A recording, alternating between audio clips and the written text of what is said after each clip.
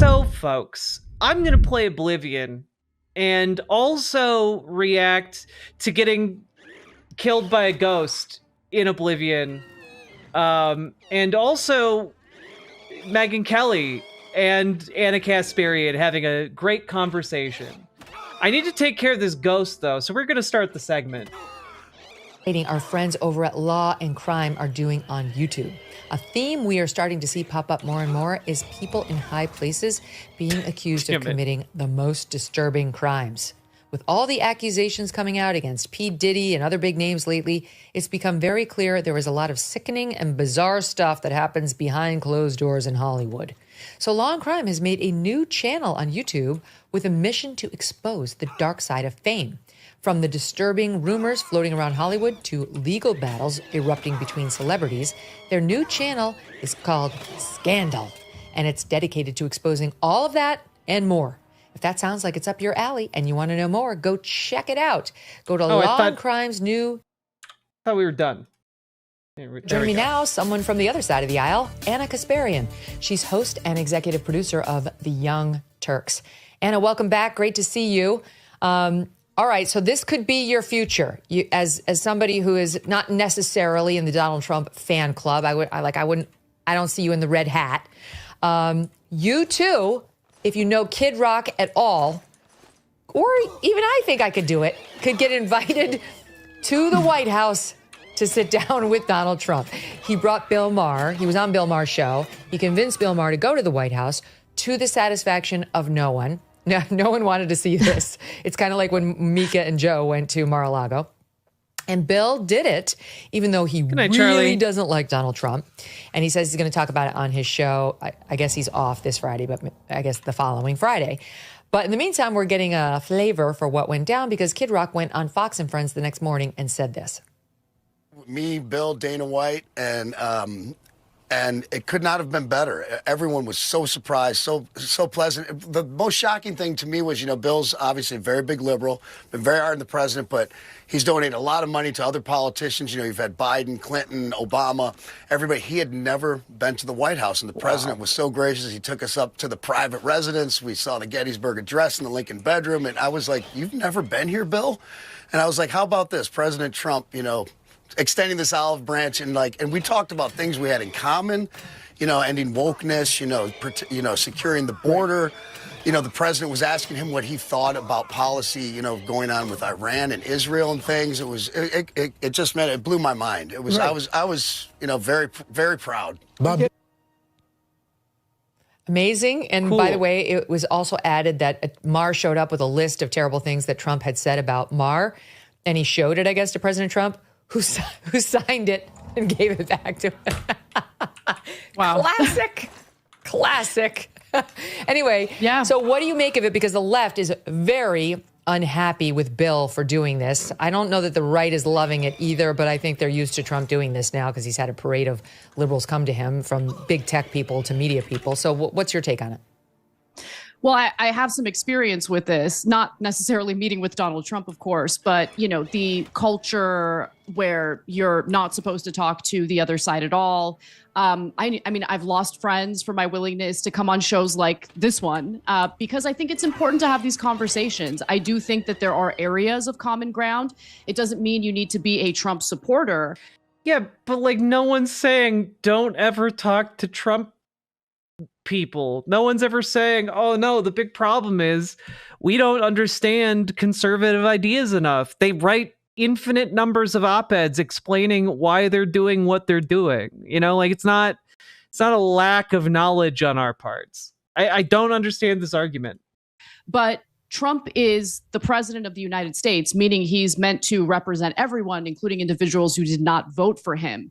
And if the left in general is unwilling to even have a conversation with anyone on the right, including the president, well, how are you ever going to expect him to consider the issues that matter the most to you? So I actually think opening up dialogue with individuals you disagree with is more important than just existing in this echo chamber where you're going to hear everything you want to hear, where your ideas are going to be validated, and quite frankly, where the lack of challenge to your ideas will make you quite weak and unappealing eventually to the electorate. Do you think, because I know Bill loosely, I've been on his show many times. I really do think he can't stand President Trump. I mean, he truly has got like a sincere case of the TDS. But he did this, which was extraordinary. So do you think there's any chance he comes out liking Trump? Oh, my God. Knowing Bill Maher's values, it's unlikely. I do think that they have some common ground because of the fact that Bill Maher is willing to call out some of the pathologies on the left, some of the cultural issues on the left, the closed-mindedness and stuff like that. So I think that finding that common ground is important. And I think that's what kind of opened up this situation where they can sit down and have a conversation with each other. Man, I love how it's just like, yeah, this is really groundbreaking. This is really some wild shit happening here. Really groundbreaking. They went and had dinner together. That happens all the time. People have dinner. Like, but that doesn't necessarily mean that Bill Maher is going to be like a red hat wearing Trump supporter tomorrow. It just means that at least he had a dialogue. Maybe he's better suited to understand where Trump is coming from and vice versa. It's just an important thing to do when you have two major public figures who disagree with each other come together. And I think what Kid Rock said about the importance of healing the country is very much true. Again, you have two very different sides. But is there a way that the two different sides can work together where they have common ground and also not... Like, here's the thing that I always want elaborated on. What common ground? What common ground is not going to be, have the earth salted underneath it by these people? Like, when we're talking about working together with, like... folks across the aisle, it's not to compromise. I did not have watching two grifting blondes take turns pretending that Bill Maher is a leftist on my bingo card, but here we are. BWA, I guess. Very knifey duck. Thank you for the $5 dono. I'm fascinated by this. Like, it just seems to me that when we're talking about finding common ground with conservatives, it cannot be that common ground is then like capitulated on. It cannot be that common ground is then used to like make concessions to conservative positions, because frankly, what that always leads to historically, every single policy you look at, compromise with conservatives worsens the policy. You cannot find an example, or if you can, they're shockingly, vanishingly rare, of compromise with conservatives making for better policy. Engage in this really disgusting fear-mongering and dehumanization that we've seen in this country for the last several decades in regard to the other side. We need to get past that because we need to bring Americans together. I hate the fact that we've been dehumanizing each other for so long. I'll tell you a funny story of how I met Kid Rock. It was 15 years ago. I was hosting an afternoon show on Fox called America Live. And I would go through... Wait, why do we care about you meeting Kid Rock? What does that have to do with anything? Through the show email while on the air. Like during the commercial breaks, and the audience would write in, and you kept it interactive. And an email popped up saying it was from Kid Rock and that he was in town in New York that night for his birthday and was wondering if Doug, my husband, and I could come. And it said where the party was. And it just had the ring of truth because it was specific. It had Doug's name, blah, blah. But I was also like, this has got to be bullshit. So I forwarded it to my booker, and I was like, can you see if this is real? Because I actually am a fan of Kid Rock's. And so she got back. Yeah, I'm sure. I'm sure you just love Kid Rock's music. Uh-huh. Just a huge fan. Which part of Kid Rock's music do you like? Name your top favorite song. He said, it's real. So that night, Doug and I went to this little bar that Kid Rock was having his birthday party in. We walked in. He was sitting there. He looked at me. He goes, holy shit, it worked. Ha ha ha ha. What a great story of you being invited to mediocre celebrity's birthday party. Wowee. Yes. And we became friends ever after. So I really like him a lot. And he's gone, he's very pro-Trump now and he's MAGA, but he really was a political independent who was very open-minded. I would put him closer to like a Joe Rogan, who was maybe in a lot of ways more blue in his politics, but then we all lost our love and minds as a culture. And he's Kid Rock, for God's sake. I mean, there's zero chance that he is going to go woke. And that, among other issues, I think, drove him into the arms of Donald Trump and MAGA. Yeah, I mean, look, I think that there are a few different things happening simultaneously, and I definitely played a role in it. And then once I realized how toxic it was, I tried to kind of reform the way that, the majority of people on the left think about engaging in dialogue. So if you want to have any influence or sway over people in positions of power, whether it be a member of the media, whether it be a politician, or even the president of the United States, you can't just close yourself off to talking to the other side, right? And if you do, then you're not going to have any influence. You're going to be part of your cutesy little exclusive club where you engage in purity contests and you purge people away or purge people out of your group. Whereas, I don't know, maybe I'm wrong about this, and I'm going to ask you. I feel that the right wing, whether they're doing it because of who they are, their own personal culture, and can I just say that, like, the right wing purges people from their groups all the time. Like all the time. Anyone who does not adhere to their like standards gets yeeted almost instantly. Like, this is a bad example.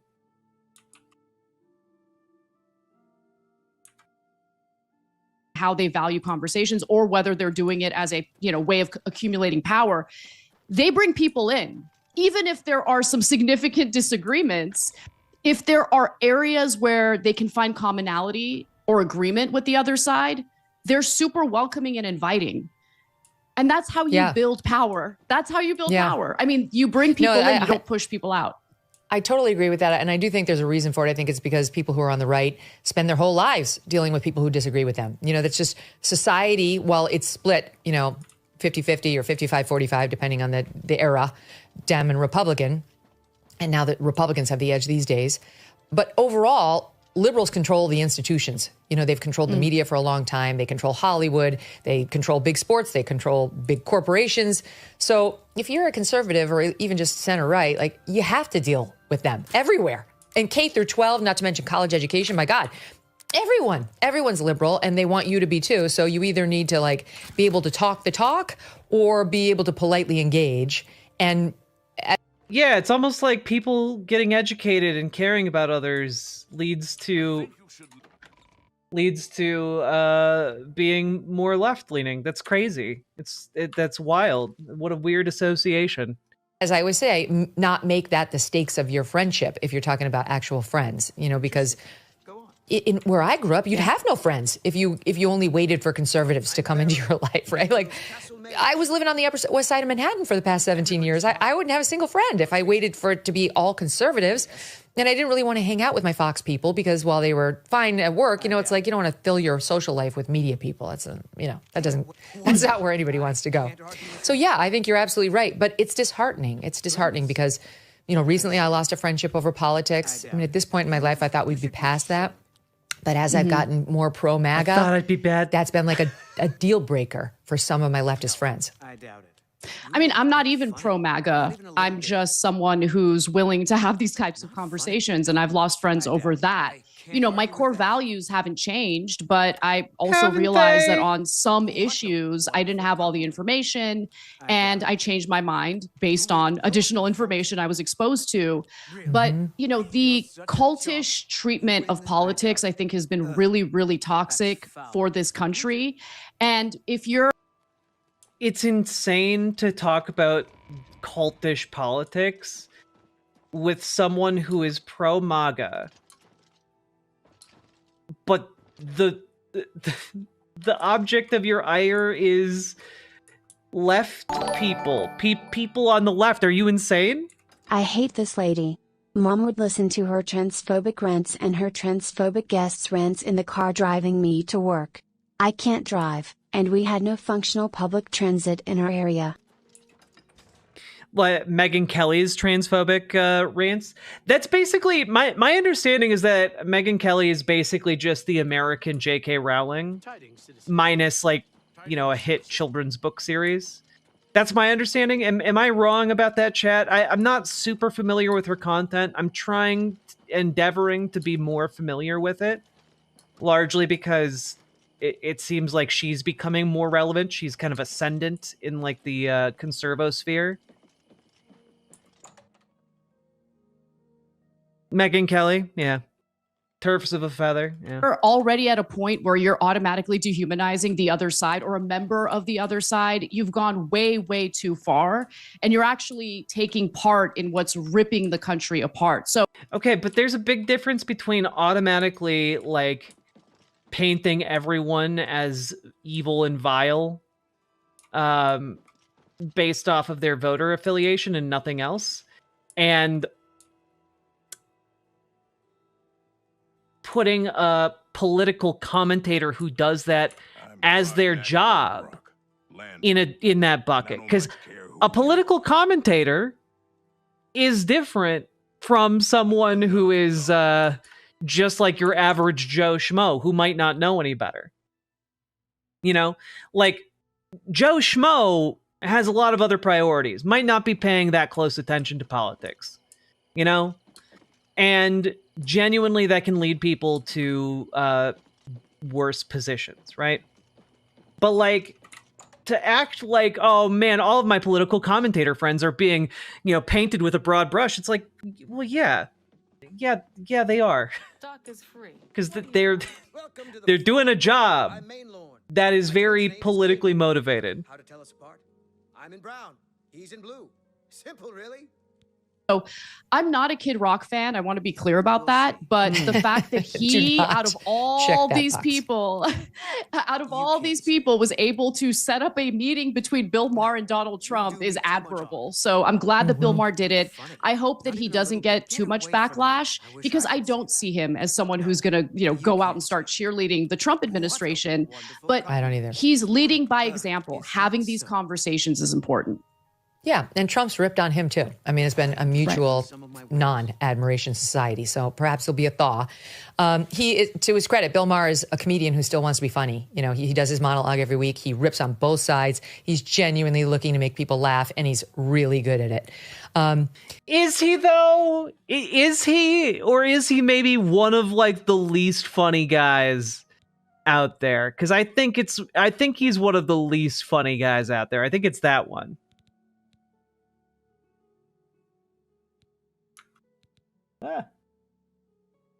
Okay, so do we take this over into the field of romance, though? You know, our general mutual philosophy of don't rule out somebody as a friend or somebody you'd speak to because of their politics. Because there's this viral video, I'm sure you saw it going around on the internet. I saw it on X, but I'm sure it's on Insta and TikTok and all of them, of this liberal woman who says she broke up with her boyfriend over politics. And this has engendered so many strong feelings in the comments section. Wherever it gets posted, here's a bit of it in SOT 38. So I am obviously, like, very much, everyone knows that I'm a liberal woman. My brother's gay, all my friends are gay, also, like, abortion rights, female rights, but anyways, so I would, like, always ask him, I'd be like, what's your politics? Like, where do you lean? And he was just like, well, like, socially, Uh-oh. We still I'm live? not a liberal, but okay. Economically I'm a Republican. Fuck that. Okay, fuck this. This is my last straw. Again, I'm a very liberal woman. I have to date someone that is on the same page as me because I can't disagree with someone on something that is so important to me for the rest of my life. I fully respect Republicans. I understand that you want to vote that way, but for me, I don't want to marry you and I don't want to date you. So we ended it. And no regrets. I've been single ever since. It was awesome. It's been awesome. Good for her. Like virtually every man I follow on X had the same response. Dodged a bullet there, man. Congrats. Can I just, before we get to the substance of I won't date a guy who doesn't share my politics, she's extremely unlikable. She's caustic. She's smug. She said there's an arrogance to her. Like, it's my way or the highway. I know better. I mean, you're disgusting. Megyn Kelly, you don't really have the high ground here to make these accusations. Glass houses and all that, you know? Because you don't agree with me politically. Like, there's a disdain, even though, you know, half the country disagrees with her politically. A lot of really good, beautiful people disagree with her politically. It's not half the country, but okay. Why is that associated so often with these liberal women who do these posts on social media? Well, wait a minute. It's because liberal women don't want someone who's like part of their main ideology is that they can tell most people don't appreciate when you have an ideology that says, you know, they can control your body. You know, regardless of whether they're a man, a woman, conservative, liberal, whatever, if someone's telling you, hey, I don't think you should dress that way. I think you should dress like this. And wants to like dress you like you're a living Barbie doll, or wants to like decide what kind of medical care you get to have. Like, people don't take kindly to that, especially not in their romantic partners. You know, or, you know, the ideas like women should be subservient to men. That is a common conservative idea. And it turns out women generally don't like that one so much. You know, it's not a huge, not polling well with the ladies. Hey, why are all these conservative men repelling women? I don't know, maybe because they're all watching Andrew Tate, and Andrew Tate is vile. I'm Wilbur, owner and proprietor of the Count's Arms. And like talks about how you have the right to rape women. I don't know, maybe women aren't the fan of that. Just spitballing here. Well, I have seen a lot of posts like that, but look, I'm just going to say she seems to know herself and what she wants really well. And she's going for it, so go for it. You know, I actually don't have any ill feelings toward her at all because she's determined. I'm unwilling to move even an inch on my politics. But I do agree that she might be closing herself off to individuals that would be wonderful for her, including her now ex-boyfriend, because people change, people grow, and they shift their positions on issues here and there. I think it's wrong to think that, you know, someone's political identity can't be fluid. I think it's fluid to some extent. What I find really interesting is that he agreed with her on social issues, and the agreement on social issues, it's what's really likely to lead to a smoother relationship. You know, if he's more fiscally conservative, I don't think that's necessarily something that should be a deal breaker. Well, I'll tell you something, though. I'll tell you something right now, Anna. He didn't agree with her on social issues. It was a lie. Probably. If he's fiscally conservative, he's not. In today's... You know, I'm glad Megyn Kelly's saying it. You know, like, if you're fiscally conservative, let's be real, you're also socially conservative. You know, like you're... Hello, good lady. You wouldn't happen to be in the market for a home, would you? Social environment, maybe like the social environment of 15 years ago where the big thing was like gay marriage.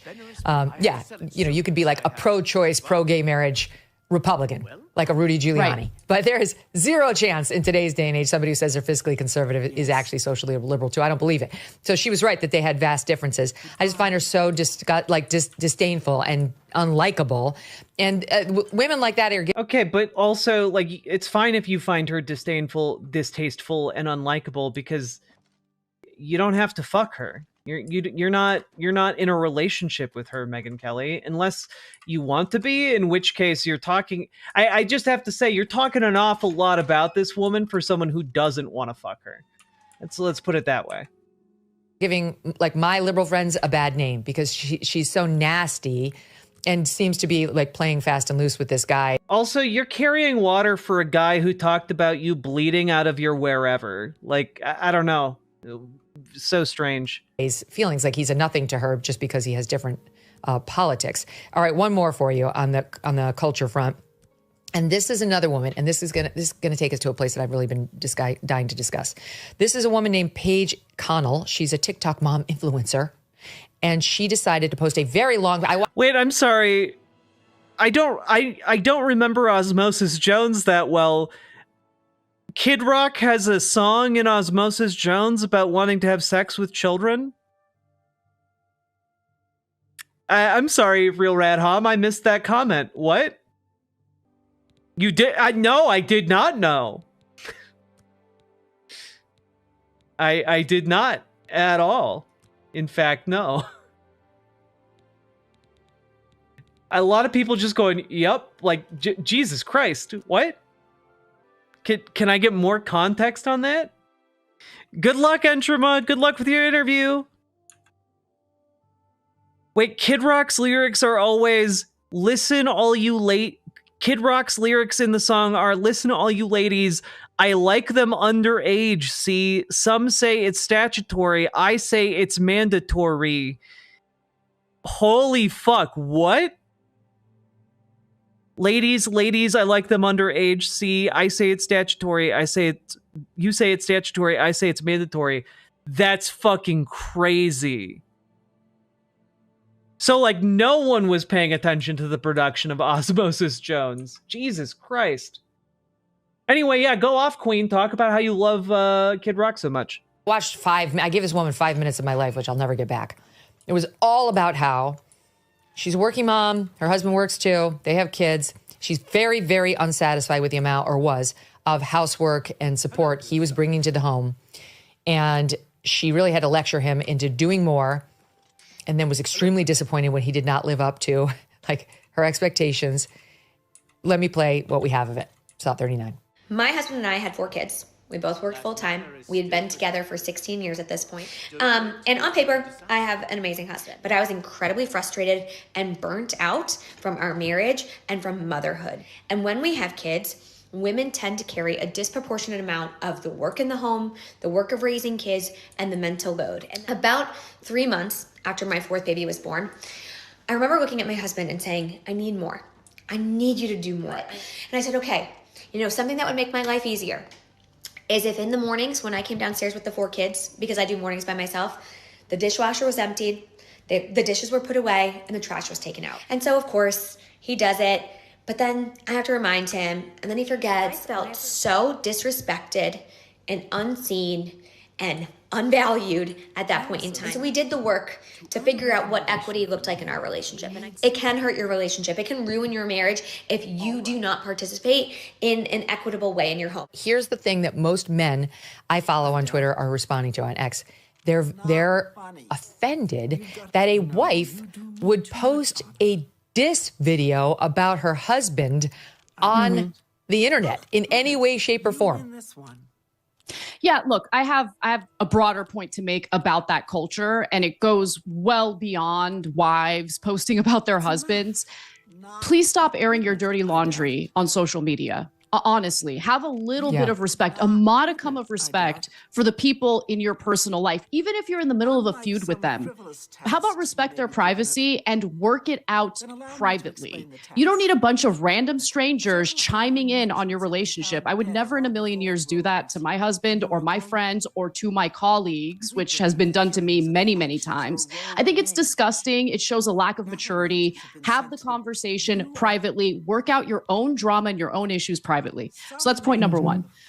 Point number 2 is, look, a marriage, as I'm sure you know, it's a partnership. And I think when you fail to see it as a partnership and you instead kind of like tally who's doing what and whether or not you're, pulling your weight or he's pulling his weight, that's just a toxic environment to function in, to have a relationship in. And so I learned that lesson. I mean, there's some truth there, but partly it does not seem like whatever the scenario, that woman was not getting whatever she needed from that particular relationship, and you need to be able to get what you need in a relationship. Otherwise, it's not going to last. It's not going to be stable. you know?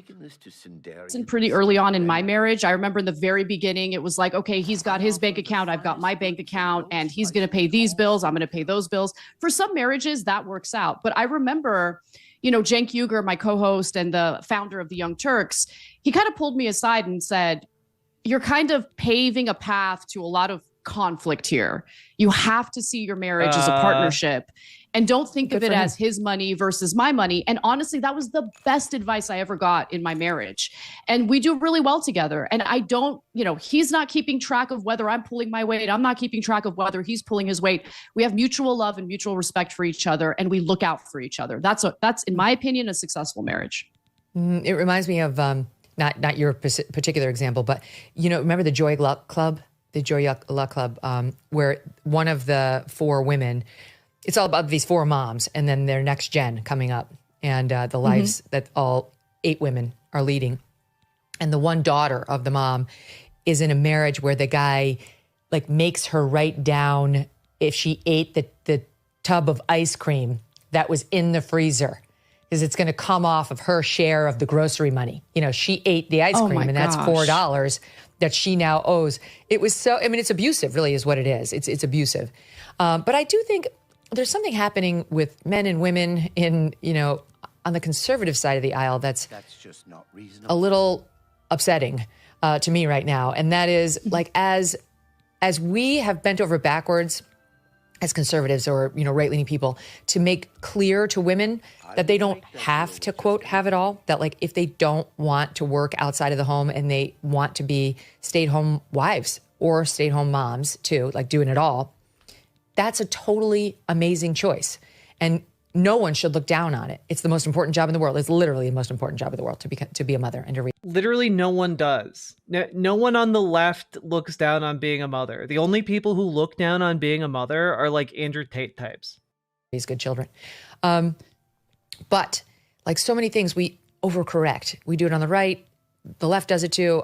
And what's happening right now on the right to some extent is it's morphing into, and there's something wrong with somebody who works.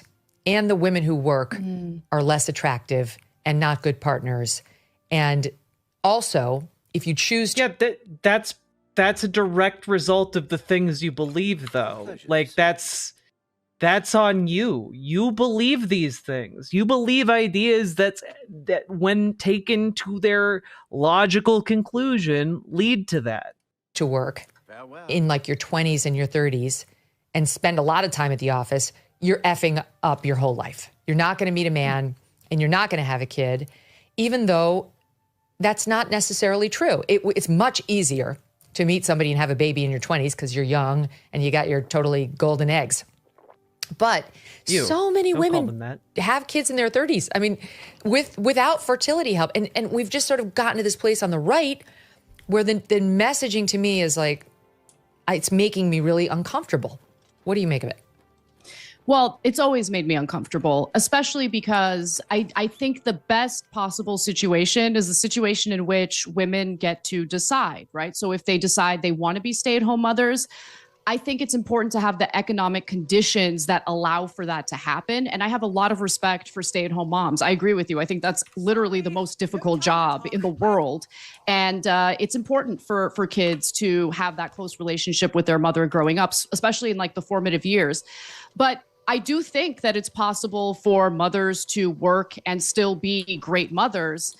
The thing is, a lot of women don't even have that choice. You get what I'm saying? Especially in this current economy with inflation. So I would love to live in a world where I could be a stay-at-home, housewife. But it's just not realistic. We got to pay our bills and we both have to work. But I really do think if we had that economic situation in place, a lot of women would choose to be stay-at-home mothers, and it should be their choice. I don't think it's anyone's place to judge the decisions that are made by any family, right? It's up to that family to decide what works best for them and whether or not they could afford the setup that they want to pursue. But here's what's happening on the right. Young women, I talk to young conservative women all the time about their lives and their goals and, the things that they want. And what's happening is they can't find men who are maybe more conservative. Usually they're looking for somebody who is religious. You know, like a lot of conservative women tend to be God-loving conservatives. And they can't find a lot of young men who want to marry a working woman now. And this is an actual problem that's coming up on the right. And to me, it's so sad because it's like, how did we get to the point where we're now telling young, conservative, amazing women that they're not attractive if they also work? I don't know. Maybe it's because you embrace the same ideological positions as what led that to being the norm in the past. Maybe it's because you did the same things that happened previously with no introspection or self-reflection and thought maybe it'll be different this time, and then, oh, surprise, surprise, it wasn't different this time. If they choose to, let's say, do what I'm doing and what you're doing and like get their voice out there, but I'll stick with me just because I think conservatives listening to this will like the thought of another Megyn Kelly voice up and coming. Well, why wouldn't we want that?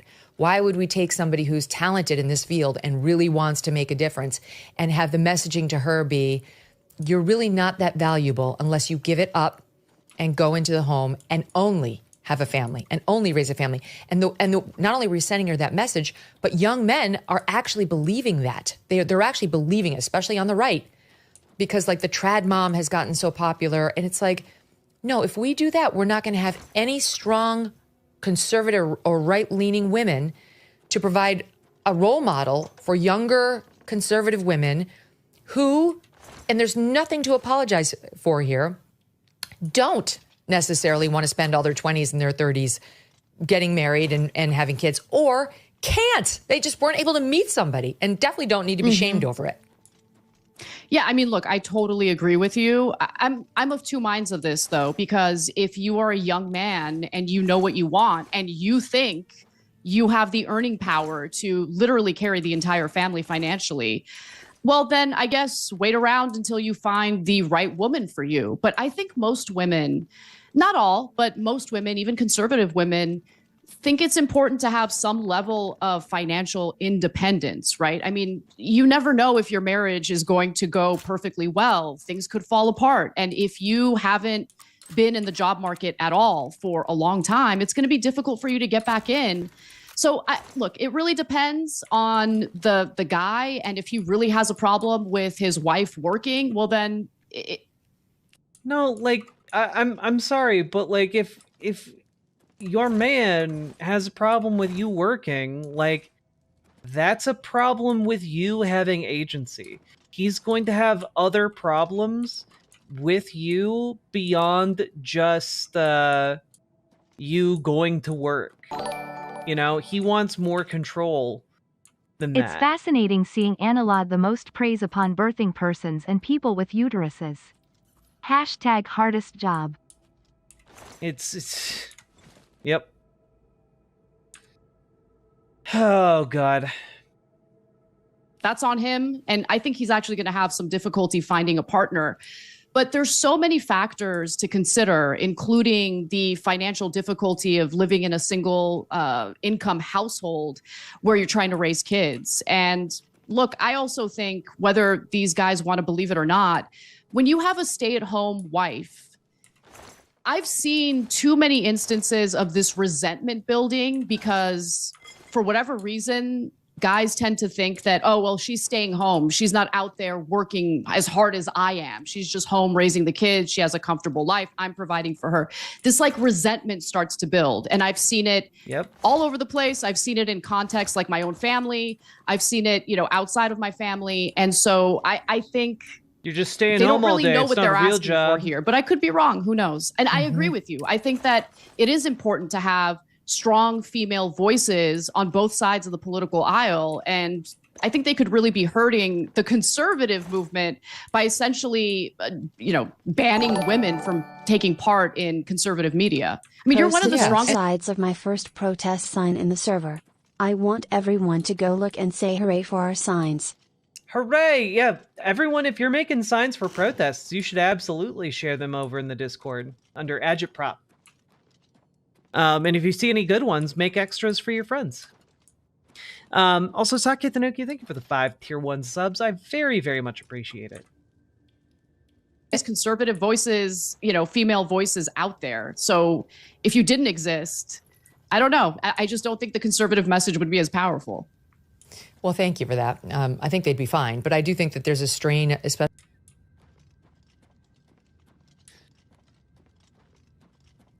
I don't understand this. I gotta be honest. I view conservatives as like a mortal enemy. Like they are agents of a long-standing tyranny that I must oppose. I don't understand the impulse to like give them compliments like this, Like I don't understand like, oh, what would possess me if I was on Megyn Kelly's show to just glaze her like this? And I don't think that there is anything that could induce me to that. It is gross. Especially of young women who appreciate seeing a strong conservative woman who's had a voice in this lane and also had a family. Like I know now you get shamed for saying that you can have it all, but you can. I'm sorry, I'll never say anything different. You can. Yes, there are risks. Yes, if what's most important to you is to have children and also ideally to be with them even in your golden years. And sadly, I had mine when I was older, so that clips the time that you'll be old with them and ideally grandchildren in your life, but it just didn't work out for me that way. I met my husband when I was 35. But anyway, so if you really want to have kids when you're very young, yes, you may have to table career opportunities for a while. But in my case, I just feel like it worked out wonderfully. And all I want people to know is this too is a potential option for you. I do believe if you want it badly enough, you will make it happen. You will make your career happen. You will make your amazing marriage happen. You will make your great kids happen too. Right. And look, I think that law of attraction. Haven't you heard? It's really easy. You just have to want something enough and it happens. That's why people stay poor, Anna. People stay poor because, well, they don't want to be rich enough. And frankly, if you just want to be rich enough, you'll become rich. It's really simple. Laws of attraction, Anna. I remember you had put out some tweet and a lot of conservative women were like dogpiling on you. And I think the reason why that happened is because there's always this statement about how women can have it all. And I agree with you. I think women can be mothers. I think they can raise a family and still have a career. But that message also needs to be followed up with the reality of how it is challenging and it's incredibly difficult, right? It's not as easy as it is for a man. And that's because of the gender dynamics at play. Women in general tend to be more nurturing. That's the evolutionary advantage that women have. They're the ones who do the nurturing of the family, of the children. And so when you add a career on top of that, that becomes very challenging and difficult. And I can see women kind of pushing back because they're probably exhausted. They're probably raising a family while also juggling a career. And I think they just want that validation. They want that acknowledgement of how much more difficult it is to do that. But it is still possible to do that and have it all. Totally. I agree with everything you just said. And my only point is like, don't forget that it's also possible to potentially have it all. I mean, I'm living proof of it. And yes, people say you have money. You're right. That's made it a lot easier. How did I get the money? I earned it. I earned every nickel of it myself. And how did I do that? I busted my ass when I was in my 20s and 30s and built a name and a career for myself. I'm sorry, but like, I find it very disempowering. This is reminding me of the moment I was approached me at the subway asking for me to get their candidate on the NYC mayoral ballot. Oh, holy fuck. Nope.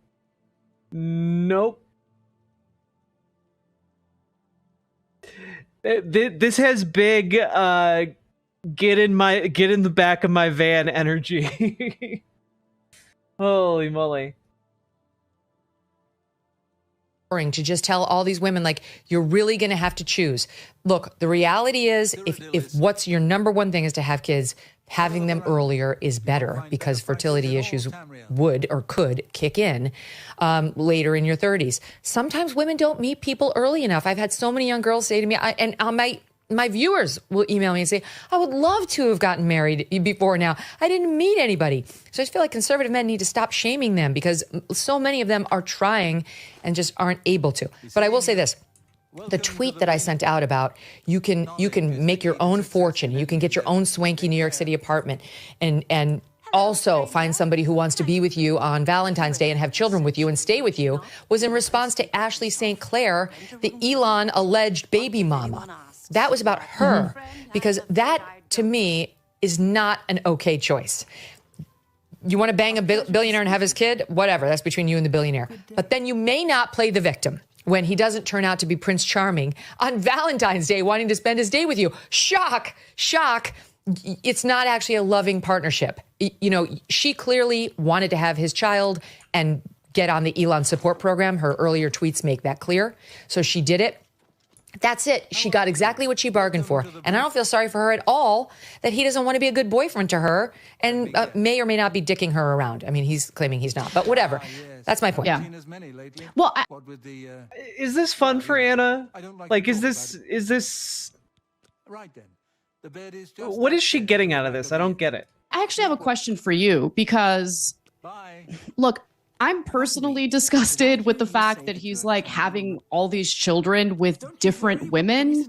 And for a long time, you know, that was one of the areas where I agreed with conservatives, right? Like, conservatives would be pretty judgmental toward men that would act that way or behave that way. Now, I see that very differently from someone who established a family, but for whatever reason, the marriage falls apart. They unfortunately get a divorce. And then later on in life, he finds someone else and has another family, right? I don't want to be too judgmental toward people like that. Life happens. It is what it is. But with Elon Musk, it's like he's intentionally having children with different women. I don't think that's something to celebrate. And I'm kind of shocked that conservatives haven't been more willing to kind of, you know, criticize him for that. And I get, by the way, I agree with you with Ashley St. Clair. What did you expect, Ashley? And he had already had a bunch of children from different women prior to you having his child, allegedly. You know, we don't know for sure the paternity, and he's called it into question. But I don't understand why it's okay to celebrate a guy who's this careless and irresponsible with bringing children into this world. I don't even know it's carelessness. I mean, I think it's, in this case, it may have been with Ashley St. Clair, if indeed it's his child. No, he's deliberately trying to with do the eugenics. other women, it's like most of these are IVF babies, at least the ones who have come in the past few years. 2 women at the same time impregnated, if I'm not wrong, with twins of Elon's via IVF. So very clearly an intentional choice by all involved. Right. So, you know, like, I don't know what that's about. If I ever get to interview Elon, maybe he'll tell me, but I know he's like seriously.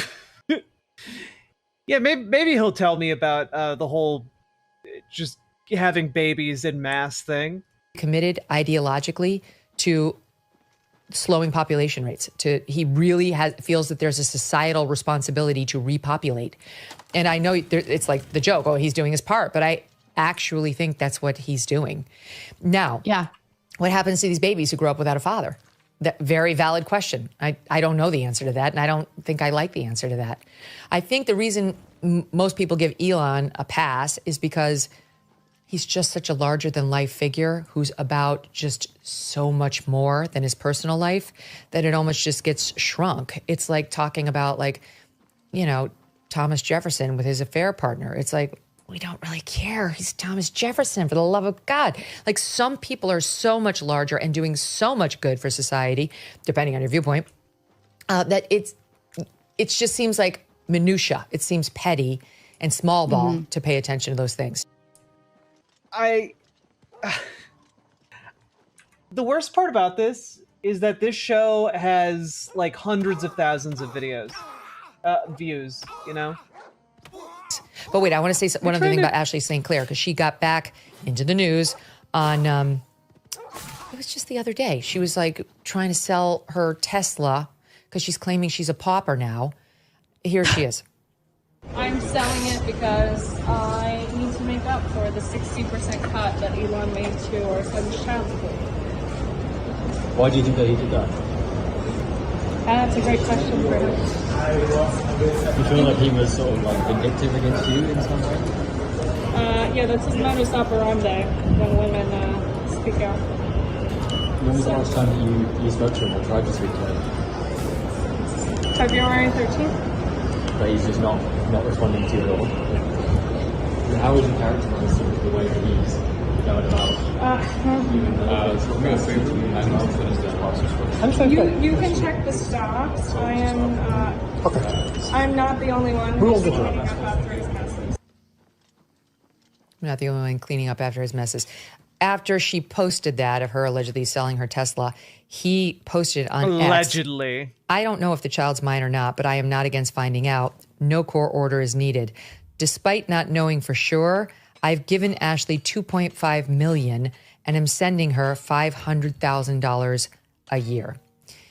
Then she fired back. We asked you to do a paternity test and you wouldn't, but she doesn't dispute. Well, she says you weren't sending me money. You were sending support for your child that you thought was unnecessary until you withdrew most of it to maintain control and punish me for, quote, disobedience. But you're really only punishing your son. All right. So first of all, 2.5 million, like she's not disputing. You can't. I'll be taking whatever you're carrying after you're dead, of course. I do hope it's more than the last few had.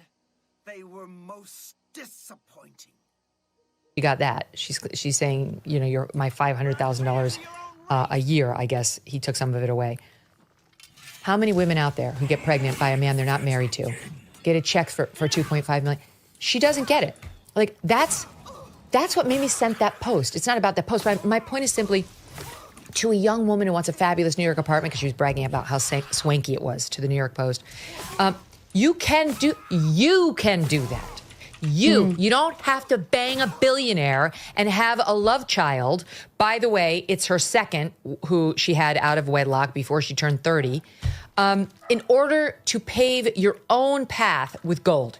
You know, I said to Britt Hume when I was young, and I divorced my first husband, with whom I'm still friendly, but he had just become an attending physician. I was married to him during med school and residency and internship. We had no money. And I said, I'm the worst gold digger of all time. And Britt Hume said to me, forget that. Dig your own gold.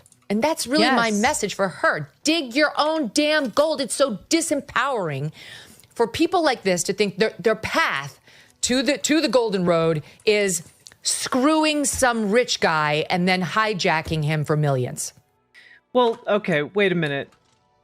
Literally, that has historically been one of the best ways of actually securing your future as a woman.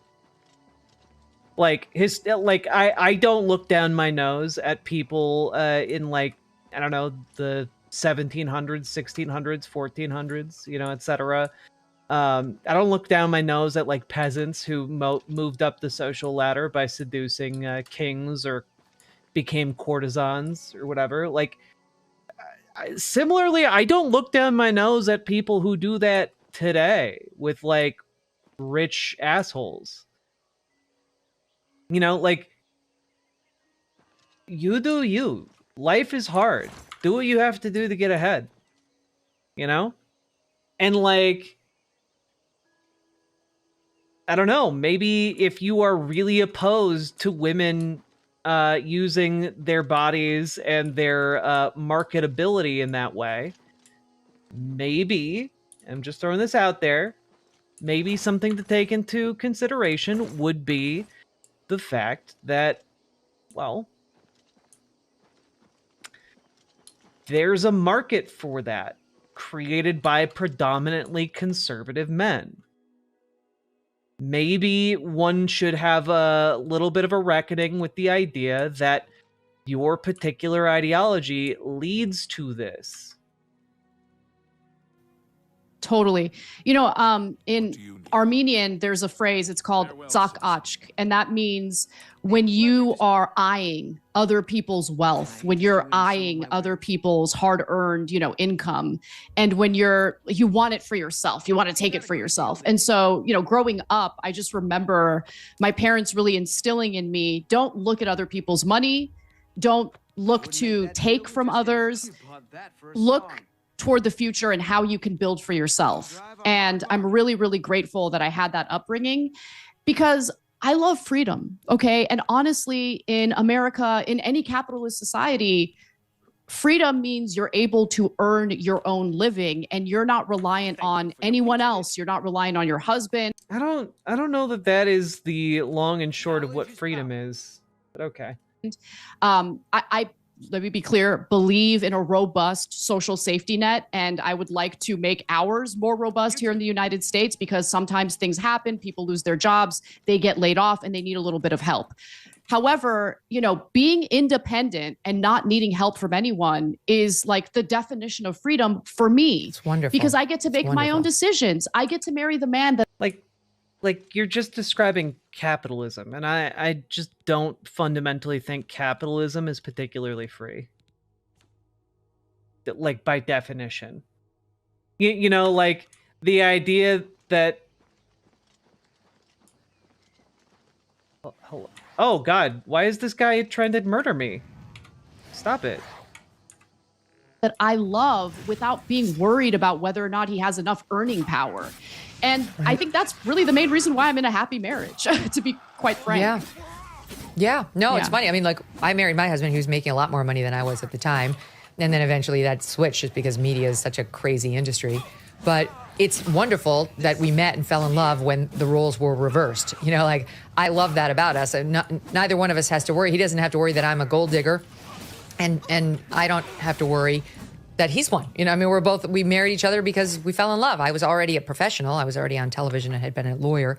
In any event, I want options for our young women. I want them to be able to make whatever choice that works for them without getting ashamed. But I also think it's important that there are options, right? It's like in the same way the 1950s women couldn't find jobs because they weren't out there. I don't want us to get to the point where young conservative women can't find husbands because they're not willing to look at a young woman who actually does have a career. This is not a solution. And let me just say one other thing. You know, there are some female conservatives that I listen to specifically because I want to be well-rounded and understand what, you know, people believe and where they're coming from on the opposite side of the political spectrum. You know, Amber Duke is a good example. She's one of the hosts over at The Hill. I love her, right? I don't agree with her on some things, but that's okay. I'm way more willing to listen to what you have to say or what Amber Duke has to say as a woman on the left, because your communication style is more inviting to.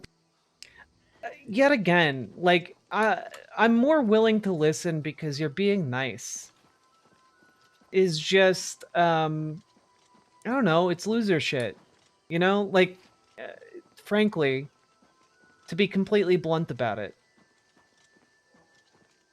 Loser shit.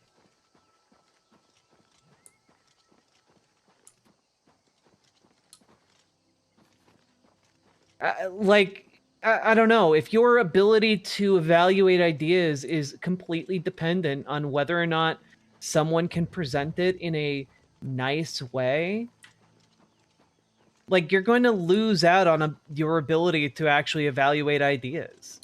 Because frankly, there's not really a nice way to talk about the fact that, for example, Israel is doing a genocide. There's not a kind way to go about doing that. It's frankly an inherently infuriating topic. And when we're talking about stuff like this, like, yeah, it's going to get heated. There's not a nice way for me to talk about the trans experience when, like, I'm talking about folks who want me dead, who want me to stop existing or to be barred from being able to use the bathroom or from being able to do basic things. Like, I don't feel safe leaving the state I'm in because I can't trust the civil rights protections in my neighboring states. And that's really sad and scary. I'm glad that Anna feels safe traveling around. I don't.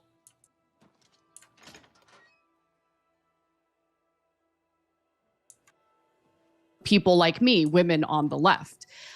So, you know, I think that the trad culture is really kind of hurting itself by advocating for the removal of an entire group of conservative women from public spaces, from the media, who I think speak to or have a better communication style that could be persuasive to folks on the left. So that's another thing to consider. All right, well said. Stand by, quick break. More with Anna right after this. If you are, Burr has made multiple political. You know, I gotta say, I'm basically done with this. I'm basically done with this. Like, I don't think there's anything else. I don't really want to hear them talk about Bill Burr being too mean to conservatives. You know, I don't. It's not my thing.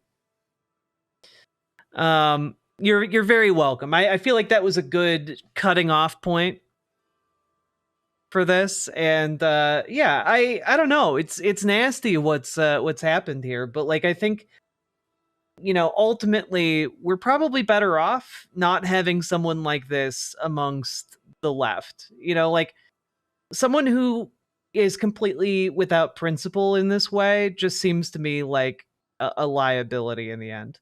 Riverboat Jack is coming to town. All the viewers gather around. Twitch and YouTube and switching streams. All that content is bursting the scenes. Politics, daily, flame more. Your sense of fashion, you'll adore. So grab your stuff and hop aboard. We're going straight to Jack's Discord. Riverboat Jack.